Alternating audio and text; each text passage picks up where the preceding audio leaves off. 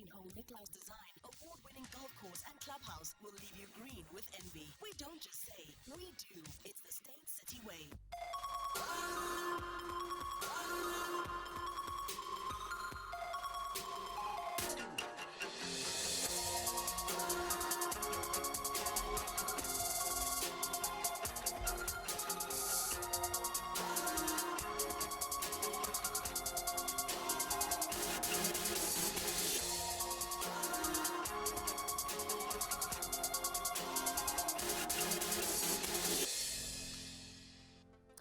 Good afternoon and welcome to Real Talk with me, Anele, on SABC3, where the stage is yours. So here's to hoping that you had yourself a wonderful Easter weekend and are not too dizzy from all these public holidays. You hear, right? So today, we have a special guest in studio. And what makes them special is because they're not used to being on the other side of the chair. They're not used to being asked the questions, you see.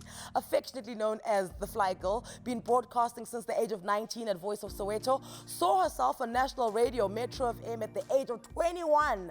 It's no wonder that no one can just say Penny. You can't just say Penny. You must say Penny Lebyane. How are you, Anele? I'm so glad you're here. I am so glad that I'm here too. Is this awkward for you? Yeah, it is a bit, yeah, but I'll be fine. You'll be fine. I think I'll manage. You'll yeah, manage. I'll manage. Now, when I say to you, the original It Girl, you like, no, I know. I would say reluctantly so because I had no idea what that meant. Because it wasn't like, I'm going to be an It Girl. Yeah. It was like, I'm working, I gotta be at an event, I gotta write about it, I gotta talk about it. And then it's like, oh, that's it, you're called the Fly One. I'm like, okay, what's that? Who first called you the Fly One?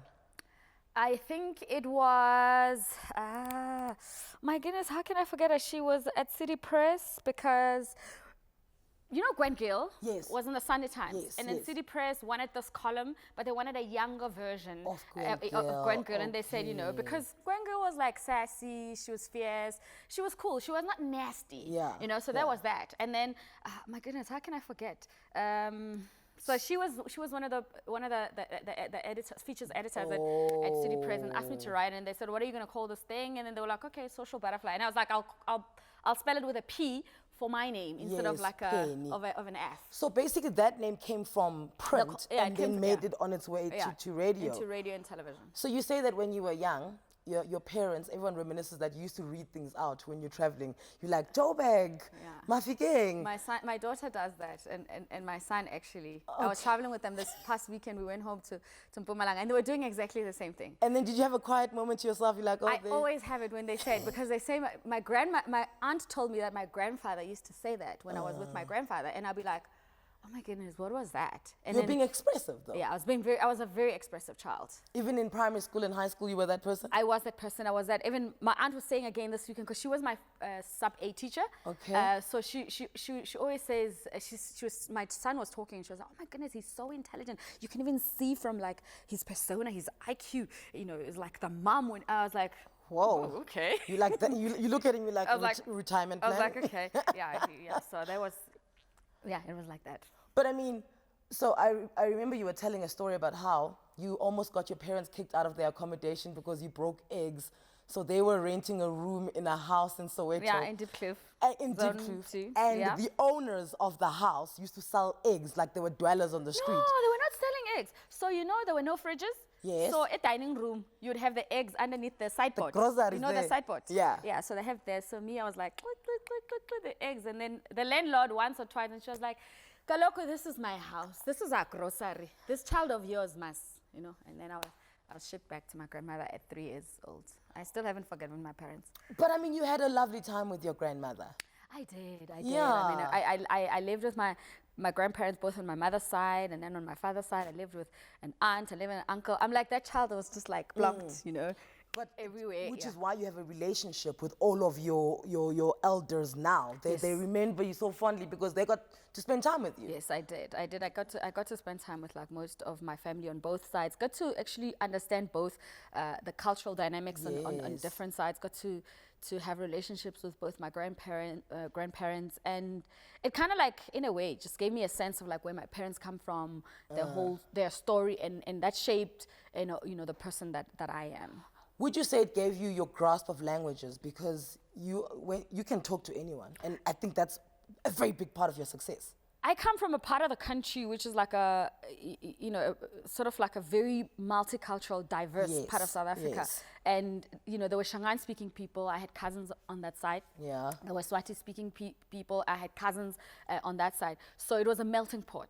And then it's also like, Bushbuckridge is almost closer to Mozambique or Matiport. Yes. So also so I knew that there's a difference between the Shangaan that we spoke in South Africa and the Shangaan that comes from Mozambique. Oh, wow. So those are the kind of the things that I grew up on. So that truly gave a sense of like my diversity, my groundedness, my understanding of like, people and their journeys and just, context of South Africa. So when I got to high school, I got to interact with Xhosa people for the very first time, in high school. That's why you're here as Yeah, well. that's why I'm here. That's why you're here. So most of my Xhosa friends will say, are you sure you're not Xhosa? And I'll be like, No, I know. But kaloko the right side. The corner up. So same thing with Sotho speaking people. When I got to live in Katlehong, I interacted with Sotho speaking people from Tabanchu. So there's a difference. When you meet people from Tabanchu as well, when you meet people who come from like, they speak pure Xhosa. Yes. So, the pureness of the language. So that's the first expression of the language that I had. That you ever I ever had. had. So even by the time I got interacted with Joburg, I understood the nuances of that language and that culture. Yeah. Firstborn of 4 kids. Yes. Which you ended up, you were like the third parent, right? So there's a mom, there's a dad, and then there's you, firstborn. Yes. In a way, do you feel that kind of cuts your childhood in half, but it thrusts you into a life of responsibility? I always say that I was an adult before I was a child. And sometimes I think to a certain extent, I sort of like forgot to be a child. And sometimes I like, I kind of like, it's okay, but then sometimes I find myself mothering other people, being a sister. Ooh. Most probably in the industry, some people will say, "Ooh, Penny, she can mother you." Even when she hasn't doesn't been have asked, to. she's Nobody there. asks her. She's always, "Is your hair right? Don't do that." And I'm like, "Gosh, Penny, mind your own business." So that's that. When I was like, I'm probably 9. My brother was like 7. Yeah. I was with my brother in the village. My mom wasn't there. Yeah. Go fetch water, help out my grandmother, make sure that Help he's cook eating dinner. something, wash his clothes. Do you know what I mean? Like those kind of things. Homework supervision, what is that? But then, do you ever then know how to switch off? I'm learning to do that. I got to learn like the older I got. I never knew how to before. I had no idea. Especially in my 20s, I was like, I was working, I was running, I was doing everything. I had no idea. Like now when I look back at my 20s, I'm like, thank goodness I wasn't drinking, smoking, snorting, doing all the crazy things, because I don't know if I would have survived. But when you raise your kids, are you aware that you were this parent too quickly, so you kind of watch them to see that they're properly enjoying their childhood? You're like very protective of their innocence because of Yeah, that. I was, and also I was very conscious because I got into the industry so young and I had to interact with like a lot of older people that I could see a lot of things that they're not doing for their kids. And then I was very conscious I didn't want to be an absent mom. So I fought for, I fought for everything. So I was that parent when I first had when I had my son. You were at the summers and you were about to give birth. Yeah, but as soon as I had him, when they said you're going to the summers for, with radio stations, you're going there on Wednesday, you're going to be there a whole week. I'll be like, sure, I'll upgrade my room to a bigger suite so I can have my child and my nanny. And it was like, why do you think you can do that? I'm like, because I don't want to be the parent who leaves their child back at home and I'm here. Yeah. And then I was one of those people who would fight for little things. Like in radio stations, you get a single room for yourself. For the boys, it's fine. They can bring everybody. You're a girl. You can't do those things. It makes no sense. So for me, I'm like, okay, I'll bring my kid, I'll bring my mom, I'll bring my little brother. I also, my little brother who was born when I was like 15, 16, he technically became my son. So my son is like my second son. Okay, listen. You and I can talk forever, but we have to do certain official things here. Coming up after the break, even though Penny had to overcome obstacles early on, she wasn't about to let any of them deter her. We'll be back with Real Talk right after this.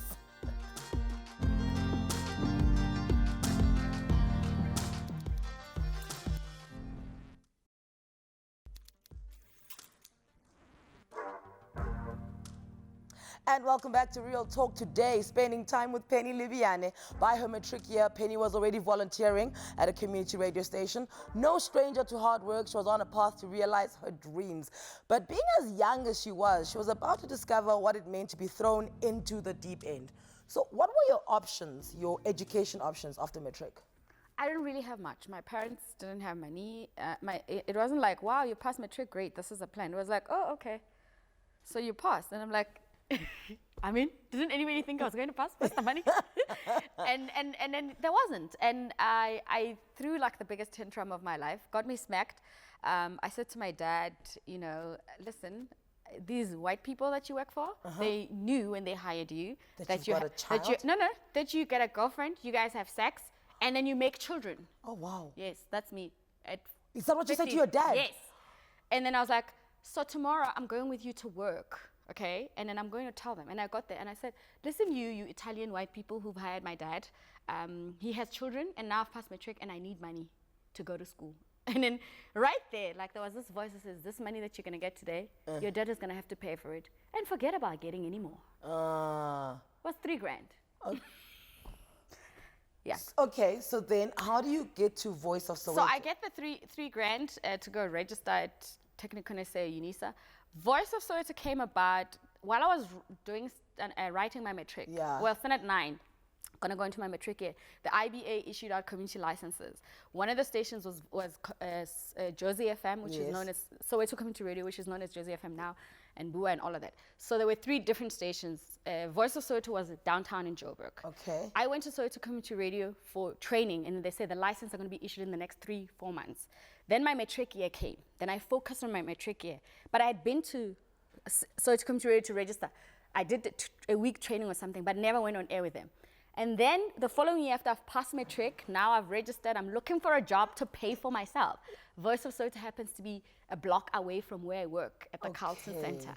Then I volunteer there while working as a receptionist. Okay, so you're a receptionist, you're working, you're paying. At 21 years old. And I was 19 then. Yes, but now you're 21, then Metro FM comes around. I believe that Metro FM is the greatest love of your life. Wow. You know, like how Oprah at the end of her show said, you and this talk show when she was talking to the viewers, you have been the greatest love of my life. Yeah. Sorry, Stedman. I really believe Metro FM was the greatest love of your life. I started listening to Metro FM because of you.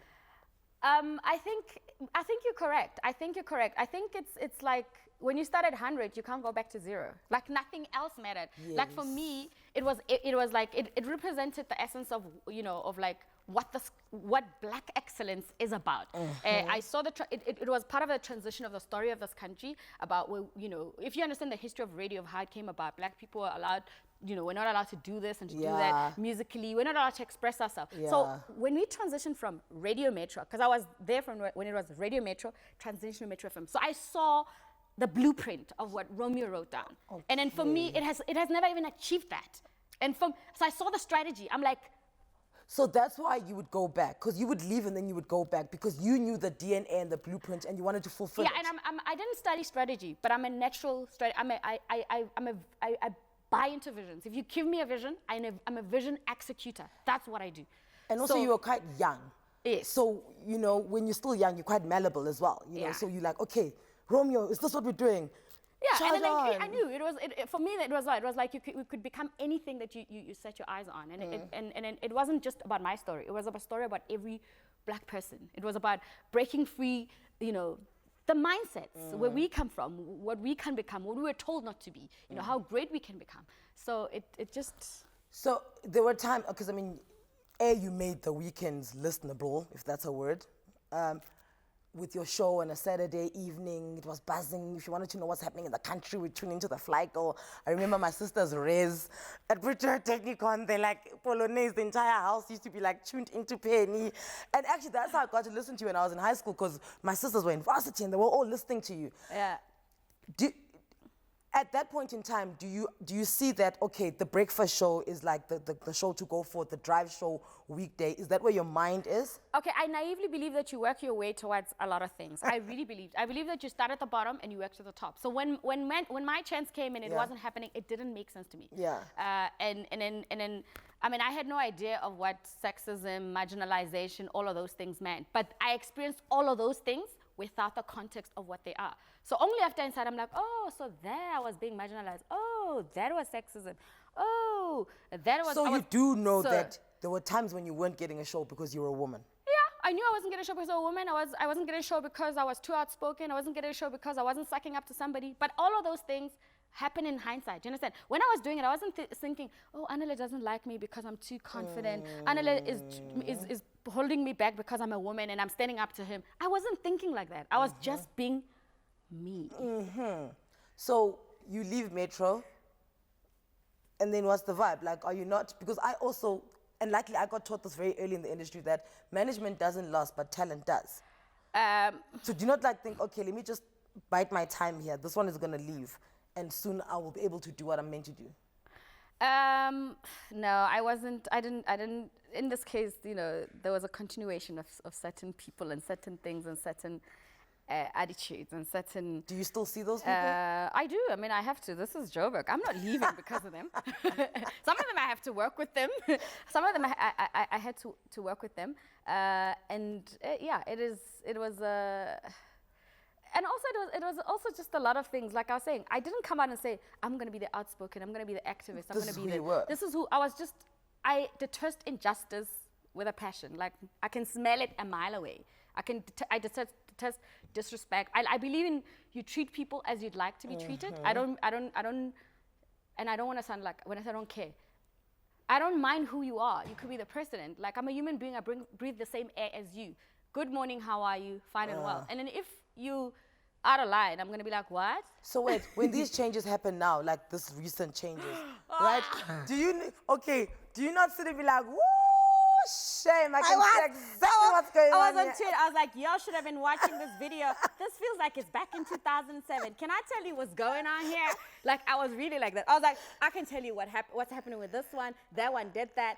And you know what? It's little things. Sometimes it's like the producer in the background. It's the other presenter who's trying to do the same thing. Like petty little things that does not make us progress. So is that why you say that the DNA hasn't been fulfilled? And what would fulfill the DNA? Oh, I don't know. I don't know. It's not my baby. Would you ever go back to radio? I don't. Nah. No, I think radio is just that guy that. It's your ex. He wasn't meant to be. It's your ex. It's like, I don't know. I keep saying if the right offer at the right time with the right people, it will happen. But I don't know. As management? As program manager, station manager? Nah, we have no ambitions to do that. Wow. Okay. On the way. An article about Penny in the Sowetan, I think she was 19 when they wrote this about her, said boys her age can never start a conversation with her. She was all of 19 when this article was written. I will unpack that next. I found it.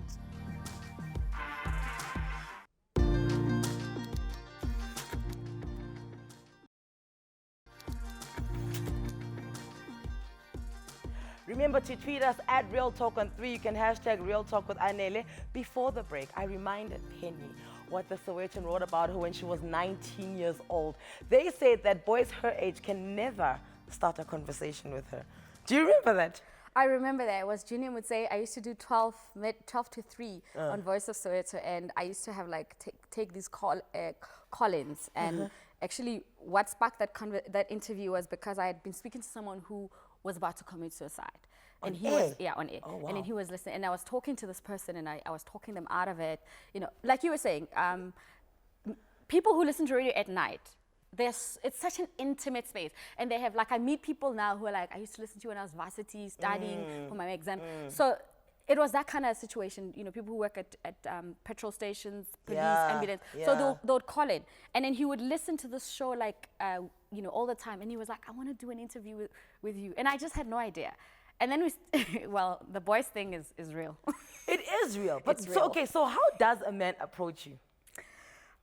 I've tried all sorts of tricks to be approachable and accessible.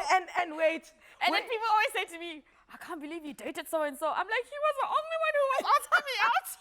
I didn't even know that he was asking. I was just like, oh, okay, fine, I'll go on a date, no problem. Oh, the same struggle. I know. Oh, the same struggle. I'm like, guys, I'm a nice girl, you know. I don't bite. I don't. But then, so now, Because you get told all these things. No, men like to be needed. You must make them And then need I become you. needy, and then I'm like, I can't act. Okay, but now then we live in an age where Chimamanda says stuff like, let me find this thing because I wrote it down because it reminds me of you. Of course, I'm not worried about intimidating men. The type of man who will be intimidated by me is exactly the type of man I have no interest in. Okay, that's being woke. That's 2016 talk. Yeah. I mean, you are a grown woman, right? So I turned 40 in December. hey, looking like that at 40, well done. So, girl, who you gonna date though?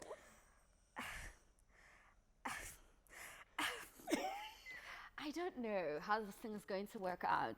I was waiting for Jesus Christ. He's taking a long time. I'm thinking, maybe I'm going to try like a nice Afrikaner guy who's not worried, who lives in the Free State, who's got a farm, who's not worried. Who farms tomatoes. Farms tomatoes, not bothered. Just likes himself his bin, Yeah, I don't know, man. This thing is very complicated.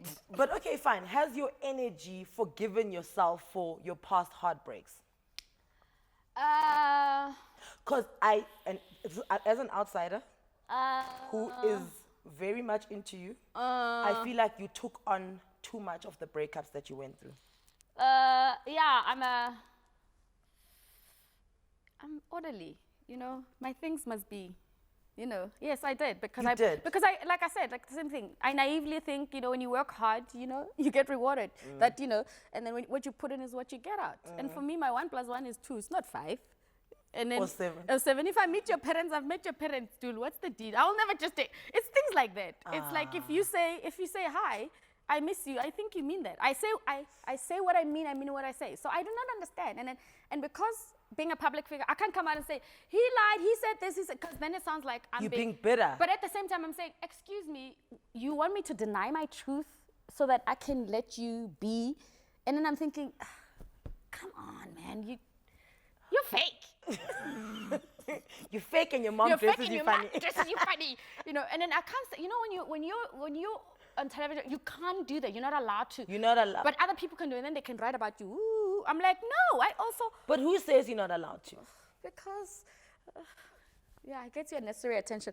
I don't do this for attention. So that's the thing. But I can't the thing stand the is, attention. I feel like everything about us can be professional, but our hearts don't have to be. Exactly, which is the thing that I have a problem with. I'm like, hey, when I'm pissed off, why can't I be pissed off and say, yes, in Anele, go and deal with you, and after that say, as I was saying. Yeah, but it's those things. And then I think it's transitioning. I see this generation doesn't have to deal with that. Because No, they don't. They don't. And they don't have to deal with that. We have to deal with that. You're not going to get jobs. You're not going to do this. You're not going to do that. And then it had to be like, and then also some of us had to follow the beauty queens who were prim and proper and perfect, and we all had to be like, even though I didn't enter any beauty pageants, I had to be like, Okay, but now, you didn't answer my question. Have you forgiven yourself for Yes, owning I breakups have. that weren't part? I just feel Yeah. like you were wronged a few times, and then you just took it upon yourself like you must be the one to build this house because again. everyone was like, ooh, Penny, miss, I've got it all together. How did that miss you?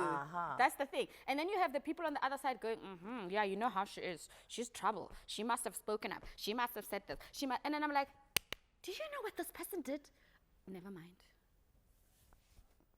Twitter wants to know What? who we're talking about as we speak. No, but no, we're not talking about anybody. No, we're not talking about it. No, I'm just, so your ex-husband, the father of your children. Okay, not husband, just the father of my children. Ex main guy, right? He got married, ne? Were you being spicy when you posted a picture of him? You like? Because I was going to get a call and be asked if he got married, and I didn't know that he got married. And I was not going to be that girl. Let's get a call from this. So I turn and say, did you know that the father of your children got married? No, I found out on social media like everybody else. So I'm not being that girl. I like that. I was like, you go, Penny. I'm like, I'm not that girl who's getting a call and being asked. I'm like, there you go. there you go, you have it. Don't call me. So he, as the father of your children, didn't tell you that he's getting married? No. Okay, and what was he expecting to happen? I don't know. Ask him. He's on Twitter. Okay. Your heart right now, is it fine? it's fine. The beauty of turning 40 is that you don't care. You can have a weave, you can cut your hair, you can dance. I mean, look at me. Do I look like I'm bothered? What else is the beauty of turning 40 besides not caring and just post? Wait, did you get a call from the newspapers? Because I was just like, this is a move. I like this move that Penny's doing. It's like when you posted the guy who got married, but did the papers call anyway? No, they won't, because now I know. You see, the thing is that it's not nice when you tell them your stuff. It's nicer when they call you and you look stupid. Oh, okay. It's not nice when you say, I'm fine. It's like, no. Then she's not depressed, she's not falling apart. We need to find out a secret and call and say, you see, Anele, did you know that you have a gap? And you're like, it's my gap, I have it. Like, for crying out loud, you know what I'm saying? It's like for crying out loud. I mean, let me breathe. Okay, so let's go back to the beauty of turning 40 besides... And also, you gotta understand, I used to work for a newspaper, so I know how people sit in newspapers and they plot and they say, Anele is the perfect candidate and this. Yeah. So for me, it's like, really, honestly, you get joy out of that? Okay, so what else is the beauty of turning 40? Let's leave those, like, just career-wise, mother-wise, person-wise, penny-wise. My first radio show was called Penny Lane. I've been staying in my lane. And I've just realized that, to become the thing, I'm constantly becoming. So I don't bother myself by, have I arrived? Am I the thing? It's like whatever it is that I was determined to become, whatever I was purposed to be, I'm constantly becoming that. And there's no pressure. It's like I don't feel like I don't have to be where I don't want to be. I don't have to do things that I don't want to do. And I'm just like, at first, previously when I used to say no, I used to feel like, oh gosh, I'm missing out. Now I'm like, actually, I recently went to like some fashion event and then they were asking me, oh, we haven't seen you, whatever, blah, blah, blah. I said, my son is 11 and my daughter is 8. I've been raising my kids. I've been out here busy. And I've been raising the next generation. And then they're like, oh, we don't see you on TV. I'm like, do you know how many TV channels are in this country? Yeah. Your problem is that you're stuck on one. Yeah. Move around. Try. Like, shuffle. You might, if you're looking. You'll find. I'm like, I'm on TV every day. Oh, you need to be at that so you can be relevant. I'm like, well, I'm relevant. I'm on TV every day. So listen, speaking of TV, on the way, I want to talk about Idols. I want to talk about Motswako. I want to talk about Sunrise. And you might not know this, but she also was one of the people who were very instrumental in getting MTV-based Africa off the ground. You didn't know that, did you? We're going to talk about it.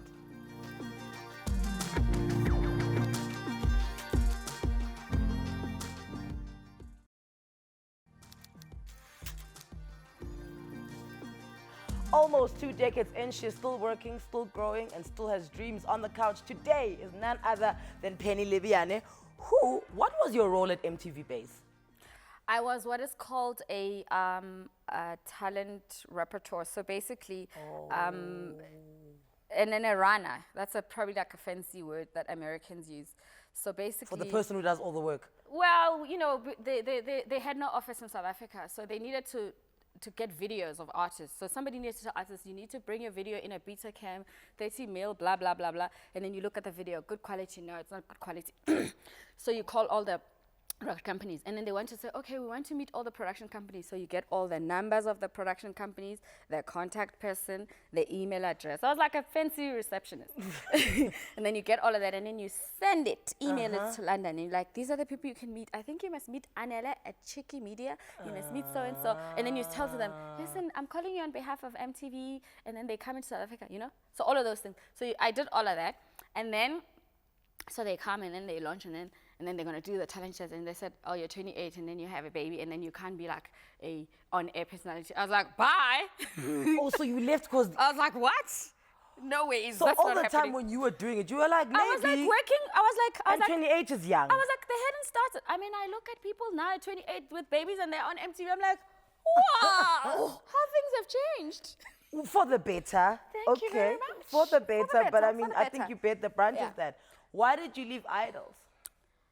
Oh, okay. I said the white kids can't sing as good as the black kids. Well, they couldn't. And then we didn't have DSTV at the time. I mean, like, it was only an open time. I wasn't being racist. I was just being honest because, the black people were not watching Idols. They were not voting for the black kids. So this is season 1 and season 2. No, this is season 1. So Heinz Winkler won that one. Yes. That was the year Ayanda Ndlangothi Ayanda Ndlangothi was there. Who was the best singer. Thank you very much. When she sang that Black Velvet song, Yes. I had never had it. And I was like, you? Okay. So then they were like, troublemaker, They were Penny. like, get rid of her very quickly. I was like, I didn't mean any harm. Enter Mara, stage left. Okay, Motswako, 3 years. I mean, you were lauded highly for that. You were just like this talk queen. Why leave Motswako? Guys, Mara Penny, how is it that you always got a story guys, let of me tell you. leaving? It's because I read the contracts. Oh, Okay, and nobody took me to law school. I read the contracts. I know what my rights are, and I know what I'm worth, and I know what I bring. You know, I really bring myself to any job that I get. And then when I get treated unfairly, I can't scream about it, and I'm expected to, it hurts.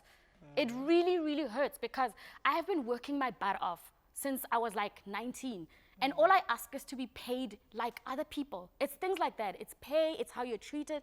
I mean, even on the Idols things, I made a comment to one of the stylists about how the kids were dressed. And then they said to me backstage, that one, she's not gonna make it to the second round. You know, and it wasn't about me. It wasn't even about that kid. So it's things like that treating other people bad in productions is wrong. It's totally wrong. You know, and I'm not gonna sit there and say, okay, I'm in here, it doesn't matter. That's your curse, though. It's It your gift. It is my gift, and it's my your curse. gift, and it's definitely your curse. I read the contract, and I have a conversation, and I'm like, I mean, really, this is, you know. And then people they take that as like, you're a troublemaker. No, you're not a troublemaker. I wouldn't like to be treated like that, and I don't think people should treat other people like that. So after all of this, do you then like check your approach now? Because you're just like, you know what?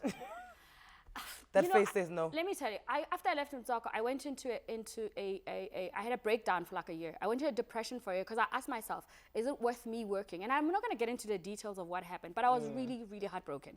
And I was like, it's not worth it. You know, you work, you do your best, you're lauded. What's the importance of being famous when you're not making money? And you know, what's the importance of sitting on television and telling women, stand up for yourself, these are your rights, but you're not doing that for yourself. And then, you know, I can't be a hypocrite. I can't sit and say, raise your voice, and then when I raise my voice and I get treated otherwise, that's the problem that I had. And then I realized that the higher you go, there's certain people who breathe better air than you, whatever that means. You know, so those are the realities of it. And it questioned if I really truly have a gift. Do I have what it takes? Do I care about what I do, or am I just doing it for fame? No, I'm not. I've got a family. I've been looking after my family since I was 17. I have bills to pay. I'm a single mother, and I don't like that label. But those are the realities. You can't hire me, and then when I start speaking on you, you treat me like, you know, shut up, you know, go to the background. No, it's wrong. And then with Sunrise? It's cool. Okay. When they came, though, like, did you be like, okay, Penny, just get in there and then start? Because I did. Okay. But here's the thing. Like I said, I hate injustice with. And you know, we can sit here and talk about, for example, racism and sexism. But let me tell you, sexism is not when someone comes start talking to you and saying you're sexist. It's little things that nuances. It's nuances. Yeah. So now you need to know how to pick up the nuances before it becomes a mountain. It's a little stone. So some of us have an ability to pick it up when it's a stone, and I'm like, actually, I don't think that's really kosher. Yeah, and then you look like you're overreacting. Yeah, or someone says, and she's dramatic. Why are you so dramatic and you're so loud? And I'm like, okay, where am I again? Yeah. You see, it's like people can talk about being lit, being awoke, and whatever.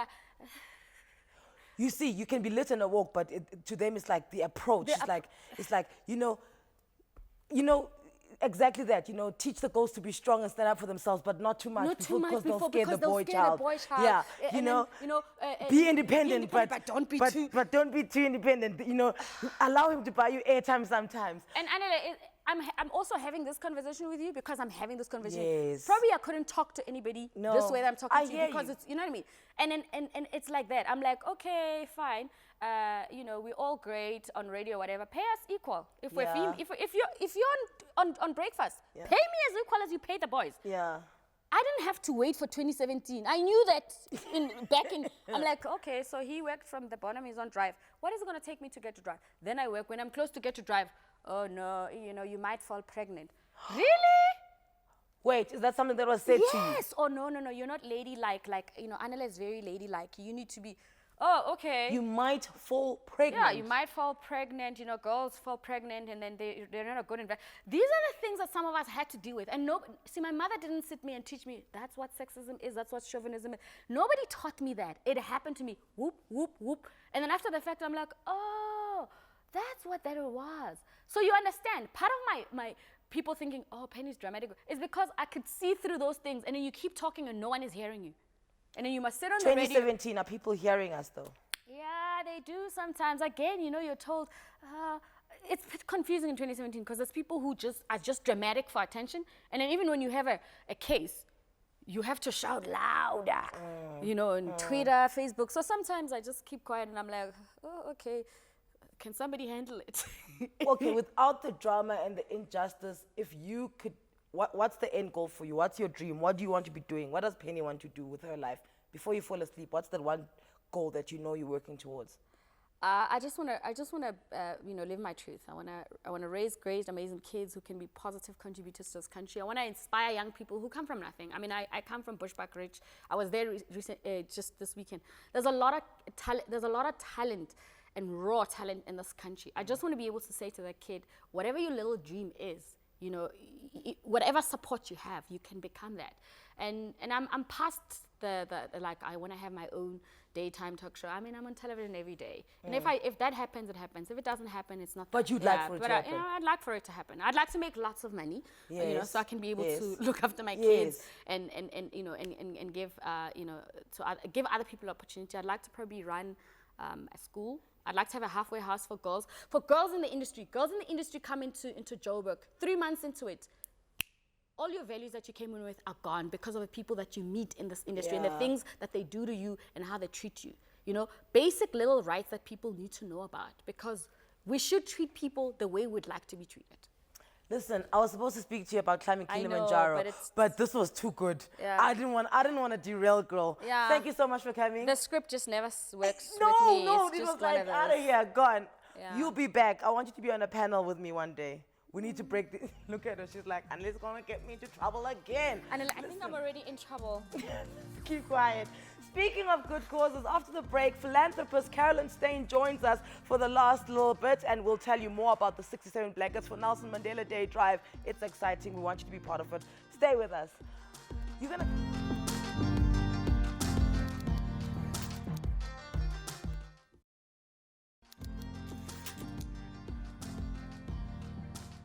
And welcome back to Real Talk with me, Anele. Trending at number 6 on Twitter. Thank you.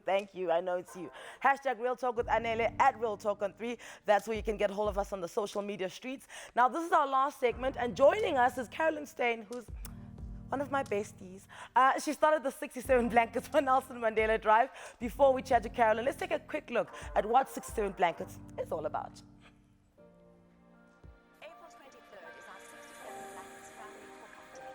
All around our beautiful land, join us as we spread our blankets made with love on the statues of Nelson Mandela. Bring your families, your picnic baskets and your wool as we knit our nation together, bright blue and colourful thread. Make a blanket for someone less fortunate in our Mandela Day fight against want. Cages in your hands now. I thank you. This year, the 67 Blankets Drive is growing to even greater heights, so let's hear it from the knitter's mouth. I want to say horse's mouth, but it's not the same. I don't know what I'm looking for. Carolyn Steyn, she's here. Obviously, knitting, crochet. Oh gosh. This is for you, Anele. Start now. Njalo, okay. But look, I made this last year, but I didn't put it together. My nanny did because You know what? I love it. Anyway, Already, you love it. I love okay, it. cool. So this is my contribution to the Thank you so much. 67,000 blankets. Oh, this is exquisite. Thank you, Anele. I must I've be been honest, waiting for this. I've used it a few times. That's all right. Okay, This good. is going to keep someone less fortunate warmer over all their winters to come in the Okay. name of Madiba. So thank you. So aren't you, I mean, having been close to Madiba, aren't you like getting a little bit frustrated with like the traction getting slower with Nelson Mandela Day? Do you not feel like it's getting I have no idea. I know that with 67 blankets for Nelson Mandela Day, this is called a knitting revolution for Madiba. People are busy at home, in parks, in restaurants, in theaters, not just in South Africa, but in Washington, D.C., in the United States. All the Girl Guides are involved. Oh, nice. There are homeless people in London making blankets for other homeless people. I got a letter from Italy the other day. I write to you from Assisi, precisely the land of St. Francis, and we want to become involved with the 67 Blankets for Nelson Mandela Day project.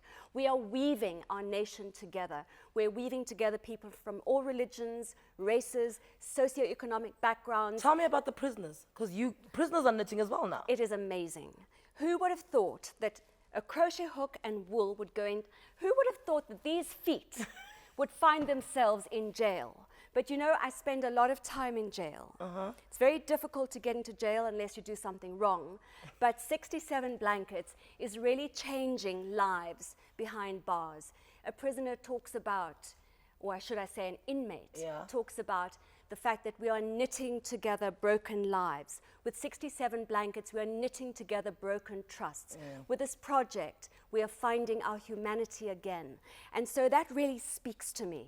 So I love the work that 67 Blankets is doing in correctional centers around South Africa.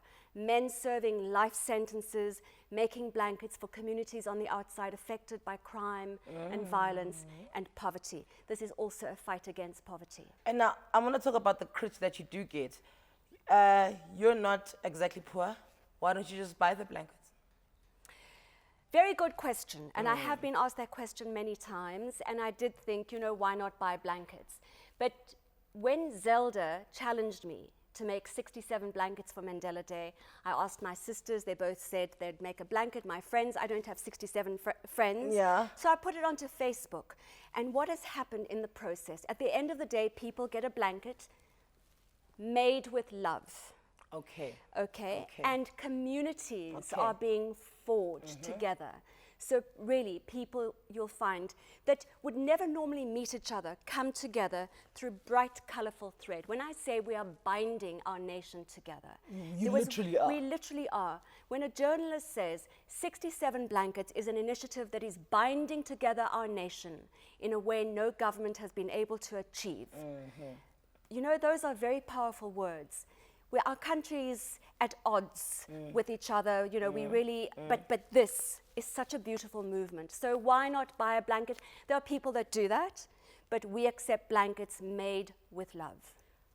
Guinness Book of Records. Yes. You're in there. Were you in there and then somebody kicked you off? Yes. So at April 23, 2014, at the Union Buildings, we covered the Union Buildings at With Madiba's blankets, statue. yes. A sea of blankets as far as the eye could see in every direction. And we got into the Guinness Book of Records. And then a few months later, India hupsed our title away from us. And then South Africans love a challenge. So we rolled up our sleeves. I got you involved. I got Trevor Noah knows how to crochet. I mean, children, prisoners, next door neighbors, everybody rallied. And we beat India. South Africa beat India in the Wool Cup. So do we now have the record again? Yes, we do. Okay, good. We are the proud holders of the Guinness record. 'Cause we're very competitive. For the largest crochet blanket in the world, which we did at Drakenstein Correctional Center last year, in the wind and the rain. But you know what? The show must go on, and we did it. So you've got something coming up. You've got something that you're doing this weekend on Sunday. Okay, right. April 23 to mark 23 years of democracy. All around South Africa, around the statues of Nelson Mandela, we are going to arrive with our families, our picnic baskets, our wool, our blankets made with love. Thank you, Anele. And Florence. Yes, and Florence. Thank you, Florence. And we're going to just have a nice kuier. Okay. You know, and weave our friendship And then our leave the family. blankets there. Leave the blankets there. Our 67 Blankets ambassadors all around the country at the capture site in Howick. At the statue, at the Union Buildings, at Mandela Square, at Mandela Foundation, all over the country. We've got a fabulous ambassador in Bloemfontein, Lindiwe Mguni. I mean, I love you, girlfriend. You are doing an amazing job. So, so we're going to come together in what we call our 67 Blankets family hook up. day. Oh, Carolyn, who So taught you people, hook up? come join the knitting revolution for Madiba. This is so powerful and so beautiful. It's such a good wool movement. My husband says, you know, my baby, I say, we don't have a big bank account. We are a registered MPO, but we don't have a big bank account. We trade in wool. He says, my baby, you trade in good wool. So trading in good wool has become our tagline. And what's the story here? We need to do this. We've got 10 All right, seconds. What's 10 that? seconds. Next year, April 24, we're going to create the largest portrait blanket in the world of the face of Nelson Mandela. Our National Commissioner, Zach Modise, has given us permission to do this at Zonderwater Maximum Correctional Center. And so we need blankets measuring 160 by 160, precise measurements, precise colors. We're going to show the world what we are doing to keep Madiba's legacy alive. Next year is his 100th year. And that's all we have time for. I'm going to go home and attempt to make another one. It'll take me another year. A big thank you to Penny Lebyane once again for coming through. And of course to Carolyn Steyn for taking the massive task and helping others. And in the same breath, celebrating the loved and never forgotten Tata Madiba. To you at home, don't forget about your chance to win your at-home e-gift card with 5,000 Rand. Every single week we give one away. So make sure that you follow the instructions on the screen. Till next time, which is tomorrow. Cheers. Okay.